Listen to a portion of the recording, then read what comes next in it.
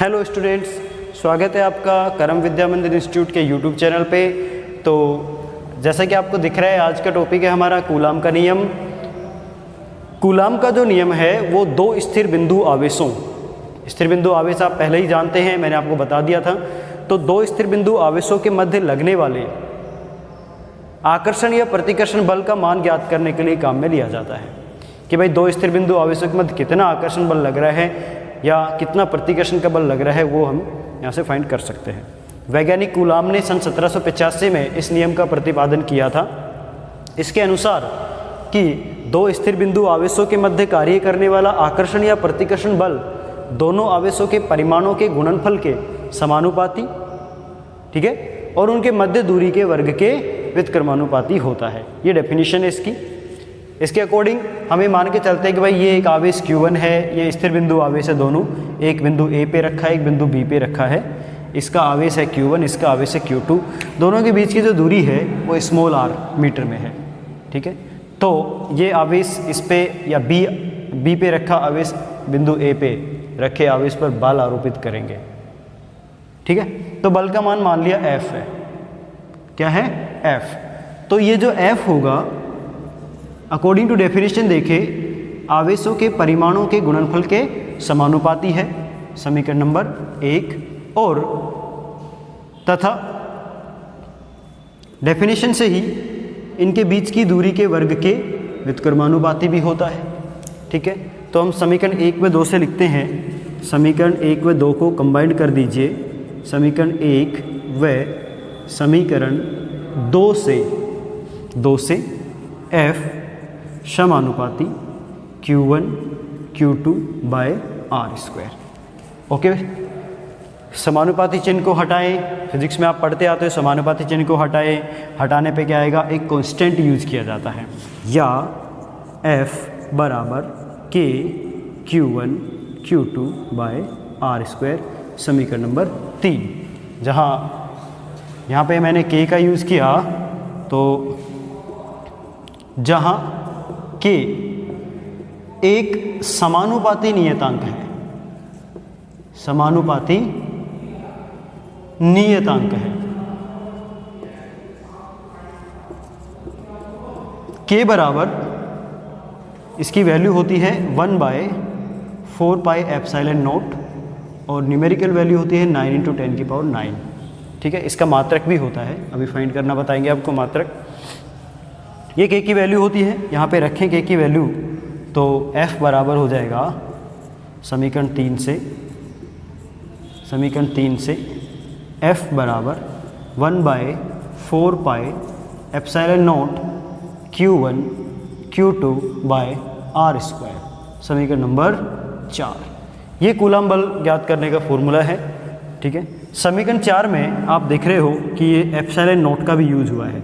समीकरण 4 में epsilon not, इसे बोलते हैं निर्वात की विद्युतशीलता, निर्वात की विद्युतशीलता, निर्वात की विद्युतशीलता, ठीक है, विद्युतशीलता कहते हैं।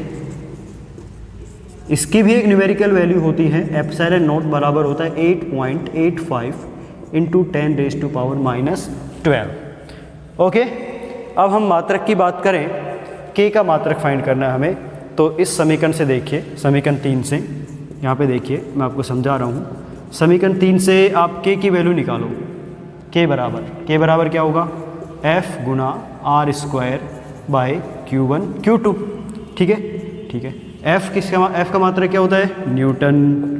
R का मात्रक क्या होता है? मीटर स्क्वायर बन गया। और आवेश का मात्रक क्या बताया था? Coulomb into coulomb square.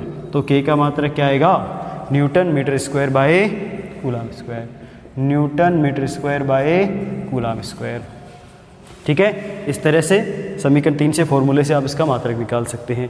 अच्छा, इधर एप्सिलॉन नॉट का भी मात्रक होता है। आपने पढ़ा कि एप्सिलॉन K बराबर पढ़ा आपने 1/4 pi epsilon not. Okay, K बराबर ये पढ़ा। यहाँ से एप्सिलॉन नॉट और K के बीच में क्या रिलेशन है?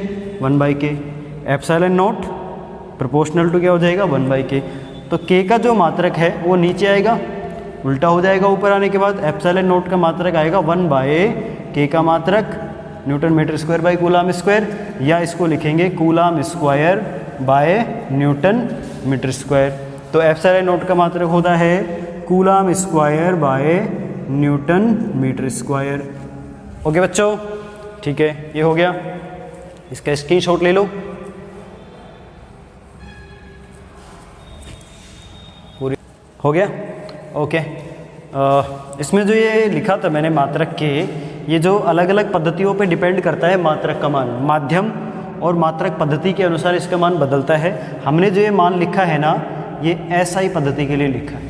एसआई पद्धति या एमकेएस पद्धति में के का मान इतना होता है 9 × 10⁹ newton metre square by coulomb square. मात्रक भी लिखा हुआ है, उससे आपको समझ जाना चाहिए कि एसआई पद्धति में है। ये विद्युतशीलता होती क्या है? विद्युतशीलता जो होती है वो किसी माध्यम के आवेश ग्रहण करने की या किसी माध्यम में वस्तु को आवेशित करने की क्षमता होती है। ठीक है, कि कोई वस्तु, कोई पदार्थ किसी माध्यम में कितना अधिक आवेशित हो सकता है, वो है विद्युतशीलता। तो ये हो गया एप्सिलॉन नॉट का मान।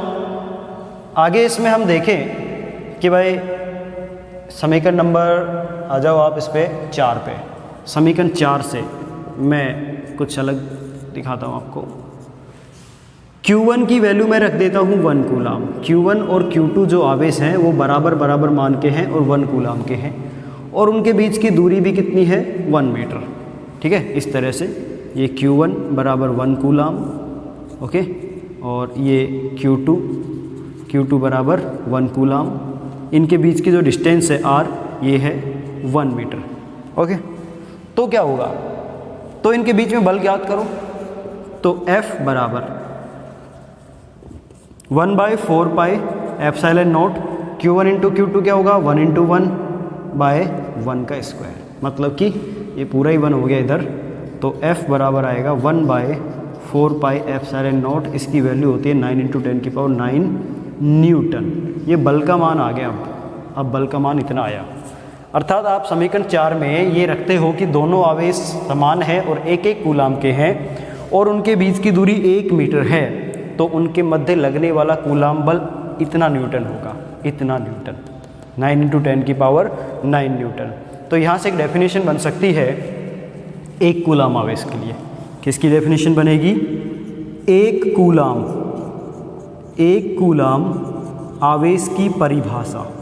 1 कूलाम आवेश की परिभाषा, देखिए क्या परिभाषा बनेगी, पहले मैं समझाता हूँ इसको। कि यदि समान परिमाण के दो आवेशों के मध्य, यदि समान परिमाण के दो आवेश परस्पर 1 मीटर की दूरी पर हैं और उनके मध्य 9 × 10⁹ न्यूटन का बल लग रहा है, तो आवेशों का परिमाण 1 कूलाम होगा। तो आवेश का परिमाण 1 कूलाम के बराबर होगा। ठीक है, कैसे लिखेंगे? यदि दो समान परिमाण के आवेश, समान परिमाण के आवेश क्रम से परस्पर 1 मीटर दूरी पर स्थित हैं, तो 1 मीटर दूरी पर स्थित है तथा उनके मध्य 9 × 10⁹ न्यूटन का कूलाम बल लग रहा है, तो आवेशों का परिमाण 1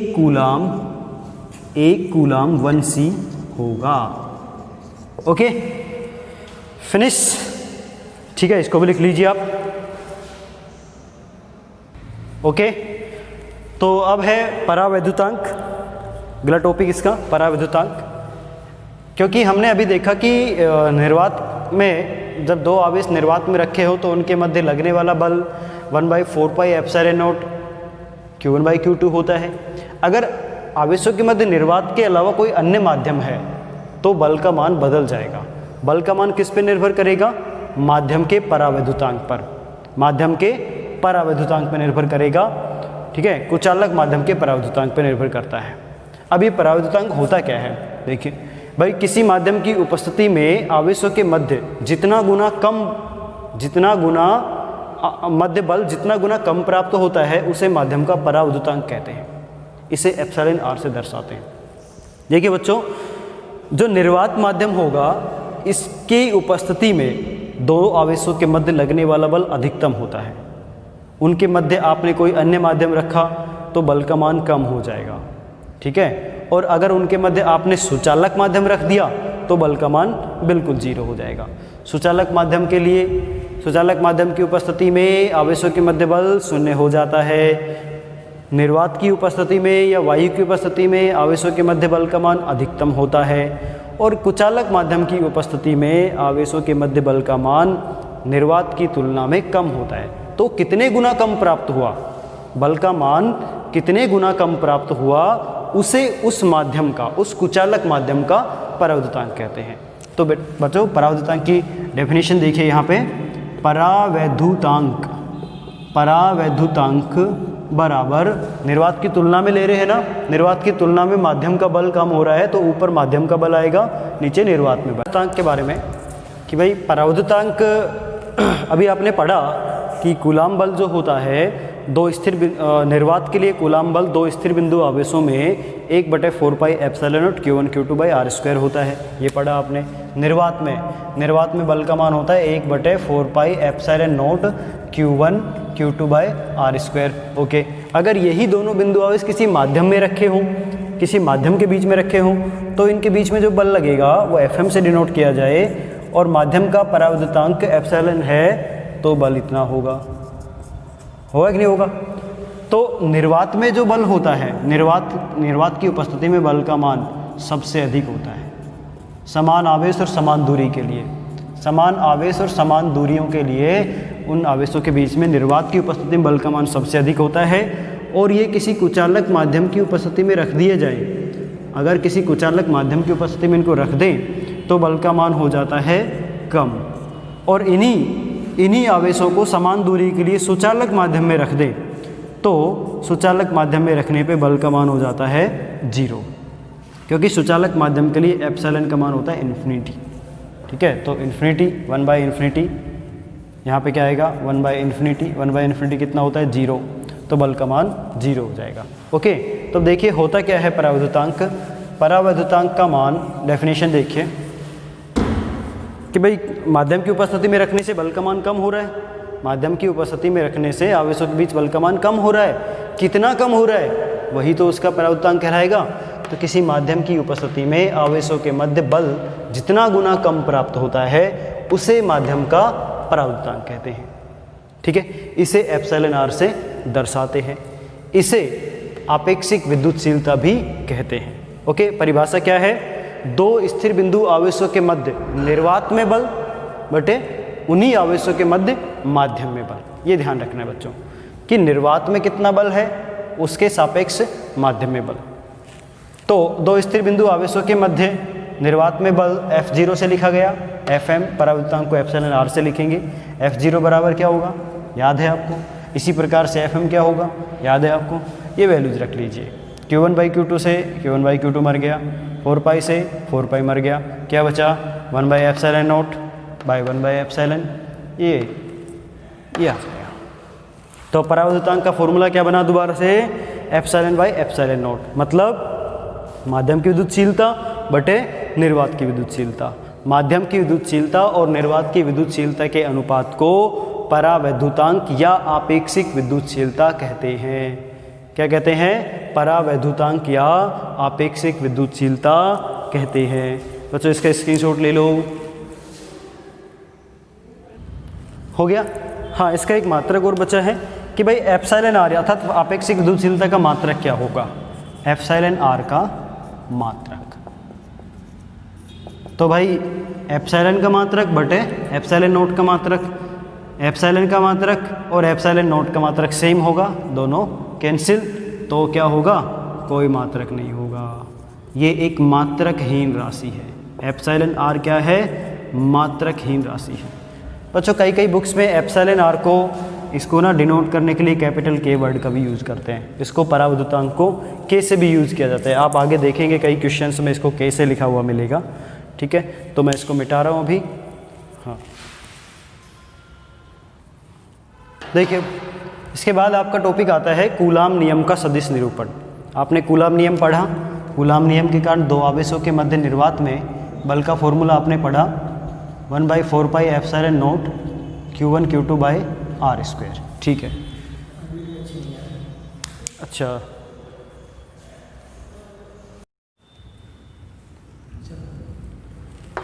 इसके बाद आपका आता है कूलाम नियम का सदिश निरूपण। कूलाम बल का फॉर्मूला आपको याद है निर्वात के लिए, F0 बराबर 1/4 pi epsilon naught Q1 Q2 by R square होता है। अब ये सदिश निरूपण की आवश्यकता क्यों पड़ी? देखो आपको पता है बल एक सदिश राशि है। बल क्या है? बल एक सदिश राशि है, तो बल पे सदिश लगाना आवश्यक है। तो सदिश जब लगाएंगे तो इस पे बल का परिमाण और साथ के साथ में इसकी दिशा भी होगी। ठीक है, तो वो दिशा ज्ञात करने के लिए बल को दिशा के साथ लिखना सदिश निरूपण कहलाता है। अभी तक तो आपने केवल बल का परिमाण देखा है, अब ये बल किस दिशा में लग रहा है वो दिशा भी साथ में लिखेंगे तो फॉर्मूला सदिश निरूपण में चेंज हो जाएगा। तो मैं इसके लिए लेके चलता हूँ कि भाई दो स्थिर बिंदु आवेश है, ये एक कार्तीय निर्देश तंत्र है। कार्तीय निर्देश तंत्र में एक्स एक्सिस, वाई एक्सिस, मूल बिंदु O, यहाँ पे रखा है एक आवेश Q1। ठीक है, इसका स्थिति सदिश मूल बिंदु O के सापेक्ष, सीधा खींचो इसको थोड़ा, ये R1 सदिश पे है। यहाँ पे एक आवेश रखा है Q2, इसका स्थिति सदिश है R2 सदिश। ठीक है, मूल बिंदु O के सापेक्ष, ये इस दिशा में है, ये इस दिशा में है। इन दोनों आवेशों के मध्य, इन दोनों आवेशों के मध्य ये यहाँ पर भी स्थिति सदिश बनाएंगे Q1 के सापेक्ष Q2 का स्थिति सदिश। ठीक है भाई, Q1 के सापेक्ष Q2 का स्थिति सदिश R12 से लिखा जाएगा, R12, और ये होगा इस दिशा में इधर। Q2 के सापेक्ष Q1 का स्थिति सदिश R21 से लिखा जाएगा, R21 सदिश, और ये होगा इस दिशा में। ये डायरेक्शन देख लीजिए आप। Q1 के सापेक्ष Q2 का स्थिति सदिश R12, Q2 के सापेक्ष Q1 का स्थिति सदिश R21, वो 1 से 2 की दिशा में होगा। ठीक है, क्लियर? ओके, इसको आप इधर एरो दिखा सकते हो, ये इस तरफ होगा और ये इस तरफ होगा। अब बल की बात करें, भाई दोनों आवेश एक दूसरे पे बल आरोपित कर रहे हैं, तो आवेश Q2 पे आवेश Q1 एक बल आरोपित करेगा, ये इधर। चूँकि दोनों समान परिमाण के आवेश मैंने लिए हैं और समान प्रकृति के आवेश मान लो, दोनों पॉजिटिव आवेश हैं, तो इस पे जो बल आरोपित होगा वो इस दिशा में होगा, इधर इधर लगेगा। किस पे? आवेश Q2 पे आवेश Q1 के कारण। इस बल को लिखेंगे F21 सदिश। आवेश Q2 पर आवेश Q2 पर आवेश Q1 द्वारा आरोपित बल है। ऐसे ही आवेश Q1 पर आवेश Q1 पर आवेश Q2 द्वारा आरोपित बल, आवेश ये Q1 है, इस पे इधर बल लगेगा F12 सदिश। ओके, ठीक है बच्चों, अब इनका मान ज्ञात कर लेते हैं। इनका मान ज्ञात कर लेते हैं। इसकी जो दिशा होगी, इसकी दिशा देखिए, इसकी दिशा किधर होगी? इसकी दिशा को हम लिखेंगे 1 से 2 की ओर, Q1 से Q2 की ओर। ठीक है, इसको थोड़ा ऐसे मत लिखो, ऐसे लिखो इसको तरीके से। इसकी दिशा हो जाएगी फ्रॉम Q1 टू Q2। ठीक है, इधर इसकी दिशा हो जाएगी Q2 टू Q1। ठीक, ओके। यहाँ लिखते हैं आवेश Q1 द्वारा Q2 पर आरोपित बल, Q2 पर आरोपित बल, Q2 पे आरोपित बल हो जाएगा Q1 द्वारा Q2 पर आरोपित बल, ये वाला क्या, F21 वेक्टर बराबर 1/4 pi epsilon naught Q1 Q2 by R21 square dot. अब ये तो परिमाण हो गया इसका, केवल दिशा और लिखिए। इस दिशा को, इधर वाली दिशा को R21 सदिश की दिशा को मैं लिखूंगा R21 कैप से। ठीक है भाई, क्या है R21, क्या है एकांक सदिश है, एकांक सदिश है ये, और ये दिशा है, ये बल F21 की दिशा है, इस दिशा में बल F21 लग रहा है। इसी प्रकार आवेश Q2 पर Q1 द्वारा आरोपित बल, Q1 द्वारा आरोपित बल, आरोपित बल, इसको क्या लिखेंगे भाई, Q2 पर, Q2 पर लग रहा है, सॉरी ये तो सेम हो ही हो गया, आवेश Q1 पर Q2 द्वारा आरोपित बल है ऐसे। ठीक है, तो इसको लिखेंगे F12 वेक्टर बराबर 1/4 pi epsilon 0 Q1 Q2 by R12 square, इसकी दिशा हो जाएगी R12 कैप। ठीक है भाई, R12 कैप क्या है, बल, बल F12 की दिशा है। ओके, ठीक है जी, ये हो गए आपके सदिश रूप में फॉर्मूले। अब इनके बीच में रिलेशन क्रिएट करना हो तो आप देखो भाई, R12 सदिश, R12 सदिश इस तरफ है, R21 सदिश इस तरफ है, दोनों का परिमाण बराबर है। ठीक है, तो हम लिख सकते हैं चित्र से, चित्र से आपको दिख रहा है कि R21 सदिश और R12 सदिश परिमाण में तो बराबर हैं, लेकिन दिशा में विपरीत है, तो माइनस लग जाएगा। ठीक, माइनस लग जाएगा। तो ये आ गई समीकरण नंबर 3, इसको आप लिख दो समीकरण नंबर 1, समीकरण नंबर 2। समीकरण 2 में एक चीज, इसमें कैप, इसको कैप के रूप में लिख लो, तथा आप ये भी तो लिख सकते हो R21 कैप की दिशा और R12 कैप की दिशा एक दूसरे के विपरीत है। ये आपकी समीकरण नंबर 3 हो गई, इसको लिख लो 3। तो समीकरण 3 का मान आप समीकरण 1 में रखिए। समीकरण 1 व समीकरण 3 से F21 वेक्टर बराबर 1/4 pi epsilon naught Q1 Q2 by R21 square dot R12 cap. R21 की जगह क्या लिखूंगा, R12, और यहाँ पे साइन आएगा माइनस। ठीक है, ये समीकरण नंबर 4 हो गई। अब आप समीकरण नंबर 2 ये वाली और समीकरण नंबर 4 ये वाली, इनका कंपैरिजन करिए। समीकरण 2 व 4 की तुलना से, तुलना करने पर, तुलना से देखो ये जो मान है ना, इधर केवल इसका परिमाण दिशा के साथ ये सेम है, बस यहाँ पे माइनस साइन लग रहा है। ये मैंने सर्किल किया, ये वैल्यू है F12 की, तो आप लिख सकते हैं F21 वेक्टर बराबर माइनस F12 वेक्टर। ठीक है, यही कूलाम नियम का, यही कूलाम नियम का सदिश निरूपण है, यही कूलाम नियम का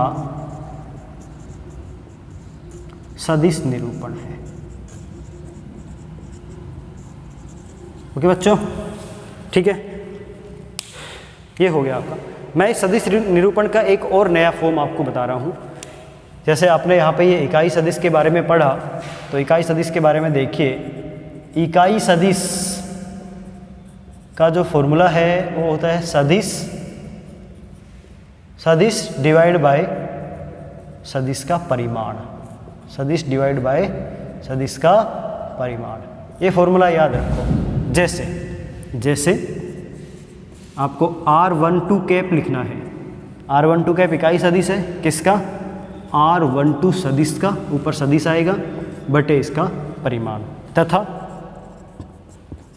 R21 कैप को लिखना है तो ये हो जाएगा R21 सदिश बटे R21 का परिमाण। ठीक है, सदिश का परिमाण। ये वैल्यूज R12 कैप और R21 कैप की वैल्यू आप यहाँ रखें समीकरण 1 में और समीकरण 2 में, तो क्या होगा, समीकरण 1 व 2 से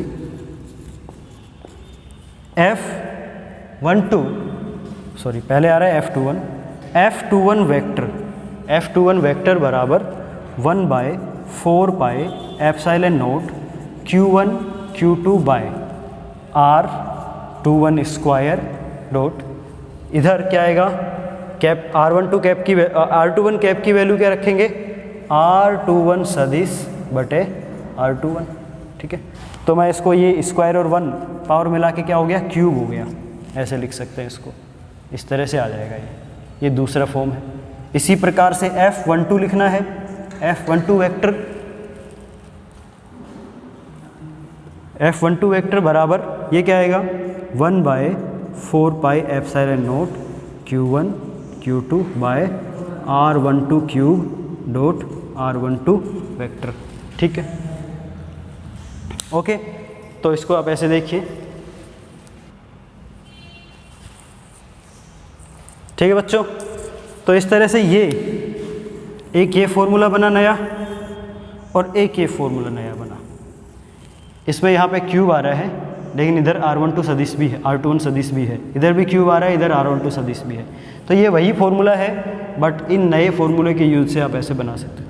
तो ये आपका कूलाम नियम का सदिश निरूपण, ये चैप्टर टॉपिक कंप्लीट होता है आज का। तो उम्मीद करता हूँ आपको ये टॉपिक पसंद आया होगा, समझ में भी आया होगा। तो नोट कर लीजिए, इसको स्क्रीनशॉट ले लीजिए।